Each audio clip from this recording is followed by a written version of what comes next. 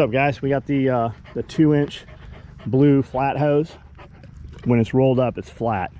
When it fills with liquid water, it goes round. They have like 1.5 inch, 2-inch, 3-inch. I'm sure it goes bigger, but this is the stuff we use just for transferring water from pond to pond, or from pond to tank, or wherever we need to move water to. We've got a semi trash pump, and it pumps water pretty well. It's pumping water from the back pond up into this pond, because we don't have roof catchment on this pond like we do the other. So it's a little overtaxed doing it right now, but that's not what this is about. I ordered this hose from Tractor Supply, and it said they had it. Said it would take 2 days to get it, and that was about 3 weeks ago. It just came in. So go to Tractor Supply like any normal day, and they have tons and tons of fittings. So go to grab the fittings, and they have none of the fittings like these hoses come with, which we've bought in the past. We have, I think we now have 700, 800, maybe 900 feet of this hose at this point. They come in 100-foot sections, and they come with nice, brass couplers. And these longer sections, they don't come with couplers on them. So they had none of the couplers.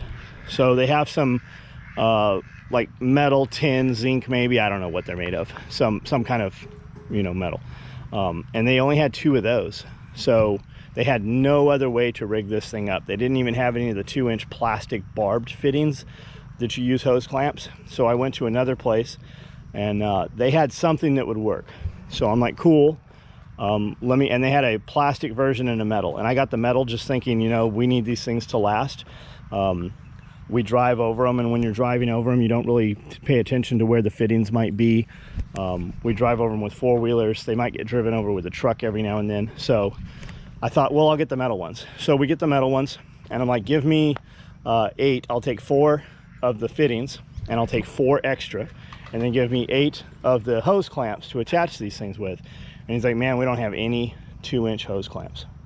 I'm like, wow, how about 3-inch? You got any 3-inch hose clamps? He goes, yeah, we've got a few 3-inch hose clamps. I go, so what's happening? Why are you just out of them? He goes, man, we have ordered them for months, and they just don't ever come when the supplier brings them. They just don't have them. So I guess it's one of the more common sizes probably for that, whatever that industry, whatever industries use that. But and I know some of you guys are gonna be like, John, they've got 2-inch hose clamps right here. But the point is, more and more, you keep hearing this new normal shit. Well, your version of the new normal, my version, are 2 different things. I'm not participating in your new normal. I'm not going by your new rules. But the supply line is changing. We take for granted that we could just go and pick things up. We used to be able to just go to Walmart and get whatever you needed in the middle of the night at midnight if you needed it. Now Walmart's not open till midnight anymore, and they have very little in there. What you see on the shelves is about what they have. If you're younger and you ever went to the grocery store or a big box store with mom, they had a huge warehouse in the back full of all that shit, and they would just go and pull it out of stock. There is no stock now. It just doesn't exist. And even at like Tractor Supply, where they have a little bit of inventory in the back, most of those shops, most of those stores are so low on employees, they can't even get them. We talked to Petco, we talked to somebody at Petco, we talked to somebody at Tractor Supply. Somebody told us somewhere else also, there's a third store that said the same thing. And they said, hey, our truck's here, and the inventory shows we have it, which means it's not on the floor here, so it's probably in the truck. We literally don't have people to unload the truck. A girl at Tractor Supply the other Sunday said, I'm the only one here. I'm literally the only person here in this entire shop. We haven't been able to unload the truck in days. The truck's been sitting here. The container's here. We just don't have the people to unload the stuff. And lady at Petco said the same thing. She's like, truck comes in, stuff's in the warehouse. We don't have anybody that can even floor the inventory. You see me and 2 other people. There's 3 people in this entire building right now. I just don't have the bodies. So I guess my point is, if there's something you need or you think you might need, grab it, get it. Like if you have some project coming up and you think it's got, like, I know you guys keep hearing about wood. I know some of you guys have been buying wood. A year ago, we were buying this cheap plywood for $15 a sheet. We're just wrapping it in Cordura to cover the walls in the garage. A couple weeks ago, we bought it, and it was $45 a sheet. That shit's $52 a sheet now. We bought it last week again. It just keeps going up. You know what's not going up? The value of your dollar is not going up. So if you can barter for something, trade work for something, whatever you need to do. And if you think you need things, think about in the future, right? Everybody has these plans. In the future, if the power goes out, I'm going to farm. I'm going to be a cobbler, whatever that is. If you don't have the tools and the stuff you need to do that right now, chances are that's not what you're going to be doing in the future.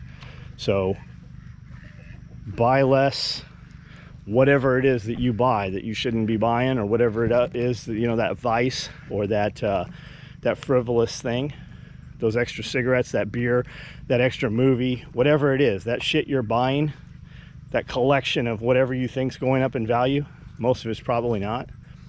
Put that money into something that you can actually do something with, something tangible that you can create something with or have a future income with. That's it. That's what I was saying.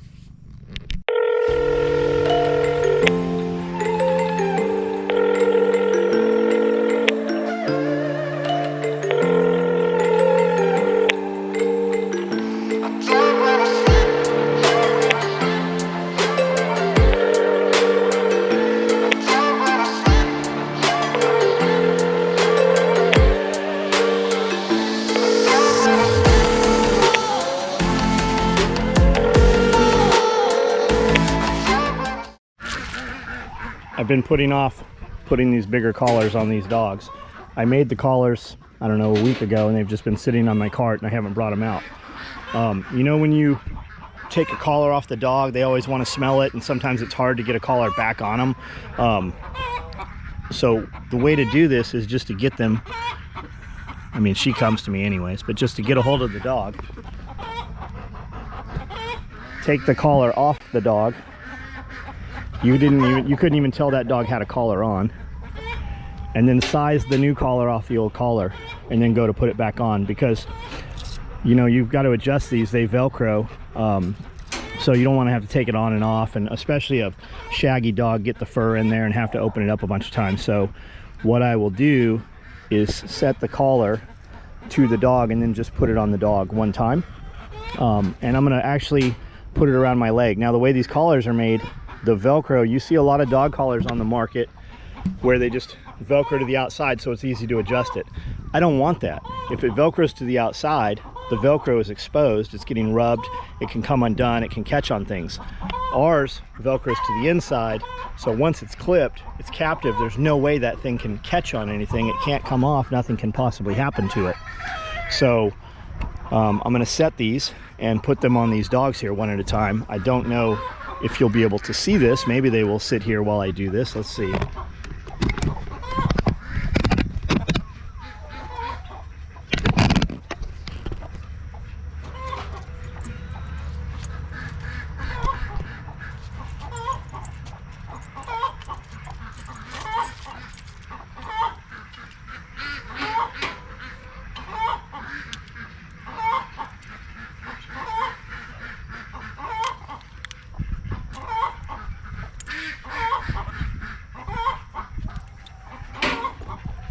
Like I almost made these just a little too big, so I'm just going to kind of curve it as I do this.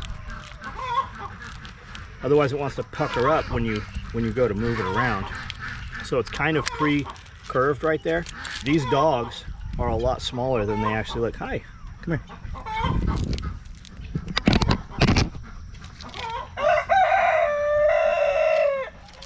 So the other one went inside the fur. It kind of had worked against the body there, whereas this one, being wider, is going to sit over some fur for right now. So I need to make it a little bit bigger. So here I am having to adjust it again anyway. Let's try this one.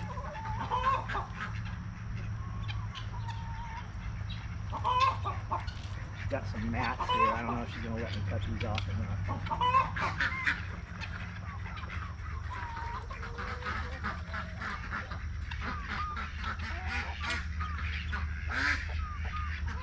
Her fur's red right there where that old collar was.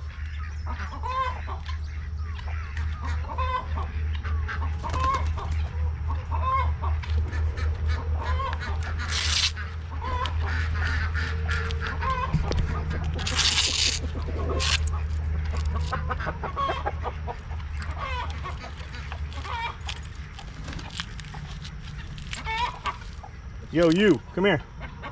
Come here. Come here. I need you over here. Come here. Come here.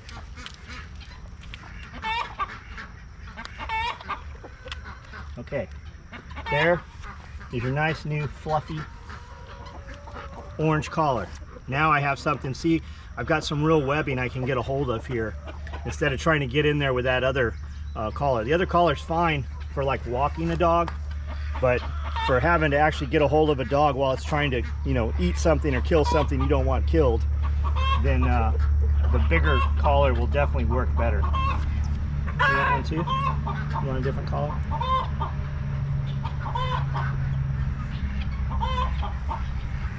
See, it was already starting to fray there too. I don't even know what was doing that.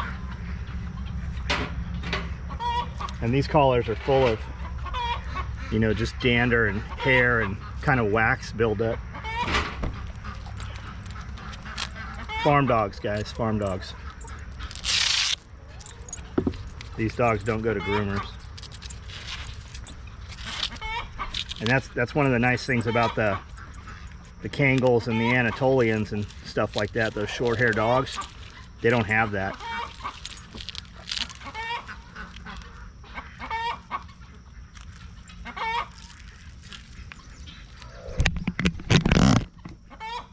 Can't believe you're sitting still for this.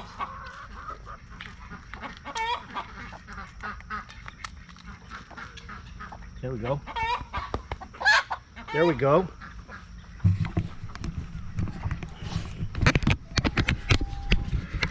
Now this guy, Magnus, he's kind of pouting. He's been in the kennel because we're pumping water, and he keeps attacking the hose, like pulling it away from the pump, chewing it apart. He grabbed the hose because we've seeded the dam here, so we have a sprinkler going on the days when it's not raining just to keep it moist till the seed really sprouts well. And he'll grab the hose and literally drag that sprinkler all the way down here. And I think it's that he just grabs it until it stops and then wants to play tug of war with it. My black hose has probably about 10 different patches in it right now. Those sleeves, I've got a video on how to fix these hoses. But there's 1, 2, 3, 4, there's another under there, 5, 6. There's 6 patches just right off the bat. So he's locked up for right now. Tonight or later today we'll pull this hose out of here, turn the pump off, and then let him out. I'm about to cross fence an area so we can kind of keep them on one side or the other just for things like this.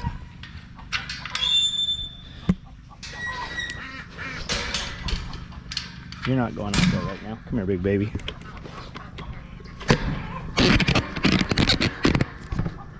Let me have this. Let me have that. That right there. I'll bet your neck's already so much bigger. See, now he wants to smell it and play with it. Let's see. Look out.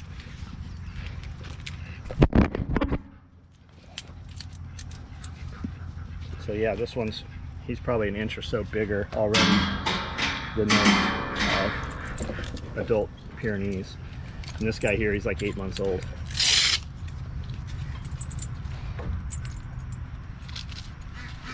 Now he's got a lot less hair too. Those dogs over there, past what their collars were at, I actually had to open them up another 2 inches to go over all that thick hair.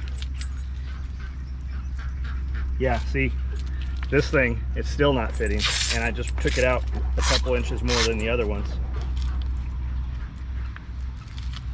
And he doesn't have any thick hair there. Hi. Hi, hi.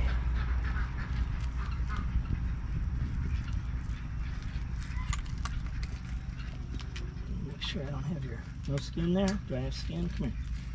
You're not yelping or nothing. There we go. Is that too tight?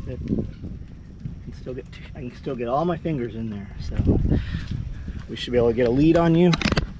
Should be able to grab you if we need to.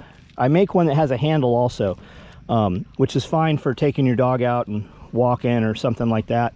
But to leave a dog alone with that collar on, I don't want to leave a collar with a big present handle, just because these dogs, they're chasing and running, and you know, they're here to kill things that shouldn't be here and do their job, and I don't want them getting caught up or you know, prohibited from going where they need to go. Does that feel good? Does that feel good? Bolognese sauce, garlic bread, Caesar salad, some meatballs with Parmesan in there. Did you make this bread? No. This is It'd be rad if you made the bread. We should get a bread oven, like a pizza oven. I'd be too tempted to eat bread all the time by making it. I would eat bread with you. God, it smells good, man. I just pulled it out like that. Yeah, it smells so good. And this is pork, ground beef, San Marzano tomatoes, some tomato paste, chicken stock, beef stock, and different herbs. And you put all that shit in there, one ingredient at a time? Oh, and minced celery and garlic and carrots, finely minced. And they sweated first, so they're soft. You're not going to crunch too much. And you put all that in there one piece at a time? Yeah. Awesome. Because you gotta let it break down and heat up and start sweating. You have to let them what? Sweat. Get to know each other?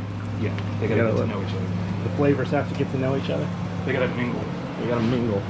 And then you got this that's for Amanda. this keto pasta. Yeah, I just rinse it and put it in some sauce, let it heat so it's very very udon-ish. Yeah, I'll bet it's good, man. I'll bet it's good. I'm gonna try a bite just to make sure it's not like shit. I'll bet it's good. It sure smells good, man. You're ready here in about probably next 10-15 minutes. Awesome. What's it look like out here? It's quite an effort for this pump to pump water uphill, so it's not running quite like it was on the other side when we were moving water, but it is moving water and it is coming up. It's a good I'll bet it's 20 inches deeper right now than it was yesterday when we started this. Well, it had ran for quite a while, but it's getting there. A little bit of progress at a time. It's getting there. I am going to grab these pieces of metal out of here. I'm always walking around every day picking up metal or plastic. People just they throw it down, or I'll get it later or whatever, but this wouldn't hurt anything inside here, I don't think. But my feeling is if it's someplace where an animal can get a hold of it, it'll get in the dog's, like these could get in the dog's fur, and just over time you'd never see it, and they would just keep wiggling in, and one day we have to take the dog to the vet because something's seriously wrong, and when they x-ray it they find a piece of metal in them. So I always pick up any metal, any wire, any plastic, just anything that could end up inside an animal. So the whole metal thing, it's just that what does it really take? 30 seconds right now for me to pick these up? What would it take if in the middle of the night I had an emergency vet call? You know, that'd be, you know, $5 grand. So 30 seconds versus $5,000 and several hours of your time in the middle of the night. Yeah, I'll pick the metal up. It's the metal. Yeah, should be right behind this door. I had him quietly unload it piece by piece, so you wouldn't know.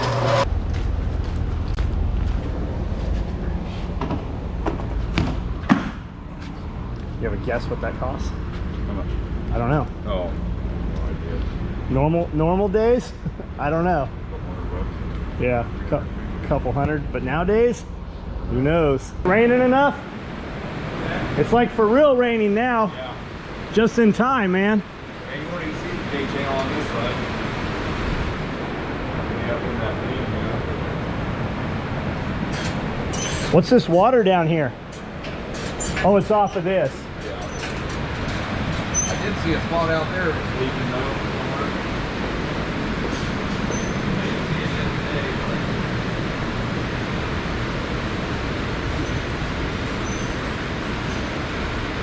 Little water droplets off the metal.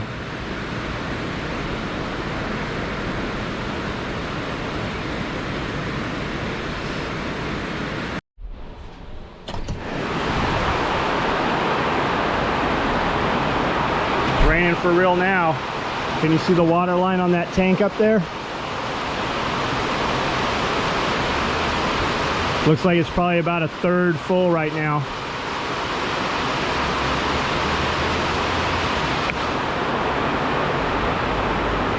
The parking lot is turning into a stream. Yeah, there's steady rain coming down.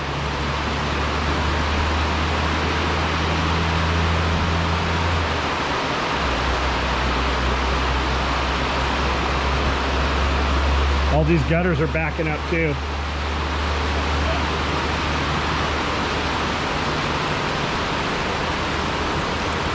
Mainly that one. We need to undo that and see what's in that. I believe I've done this one before. Yeah, see how the water's up there? That's not good. Yeah, it's landing on the concrete. Yeah, it means it's rusting and it's rotting all the inside of the wall. Yeah, it's rotting all that wood for the framing.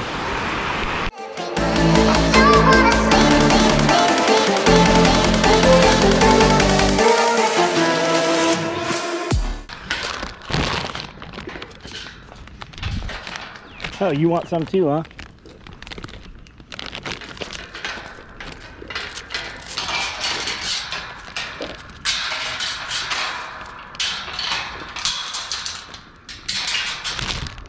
Cats might be able to eat off of these. Come here.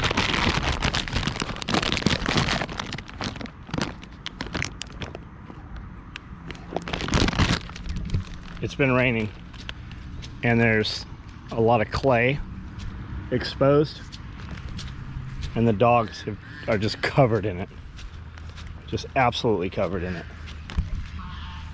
We had some crazy rain. I didn't get video. We were too busy out here digging trenches with shovels to try to route water other ways. We have a lot of raw ground exposed. We had, I mean, when I say torrential, I mean insane downpour, like washed. I've had wood chips sitting up here for probably 2 years, and we had so much rain that it wiped the soil. It exposed it. There's been straw sitting here and stuff. You can see where it's all washed downhill. We haven't had rain like that in a long time, and we have water diverted in a couple different directions that they weren't. If anything, I think it's less because we got berms moving water other places, so it didn't get all that water. So we're gonna have to get in and do a little bit of trench and swale work, and then just put a top cover back on. We're gonna have to get wood chips back up here, just not have bare soil exposed, and then the wood chips really slow that down until grass gets growing. Once the grasses grow, that takes care of all of that. So what I was really coming up to do is I saw Mama Rabbit had moved all her bunnies out of the nest box for some reason, and they are all sitting here damp, eyes not open, out of the box. So I'm going to put some wood chips back in the box, or some dry. Oh, this one does have his eyes open a little. I'm going to put some wood chips in here, get these bunnies back in here, and try to hopefully she'll take care of them. She's usually a pretty good mom. I don't know why she's done this.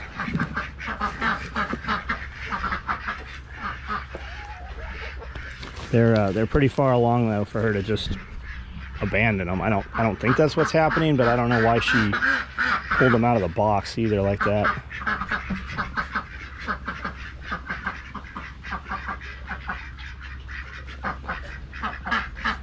These are much smaller than that one. That first one I just showed you is pretty big. This one here is small, little teeny runt.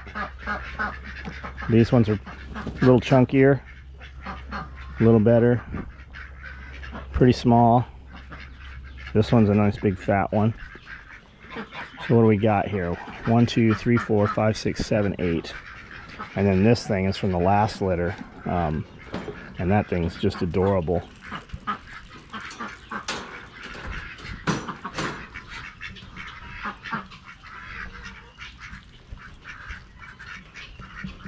She had birth in another cage, and I moved her with her babies, and she was already pregnant. She had these 3 raised up, and then kicked out these 8 here. So hopefully she takes care of those. Sometimes not, though. Sometimes there's like no rhyme or reason to it. I don't know why they do what they do, but sometimes it makes no sense.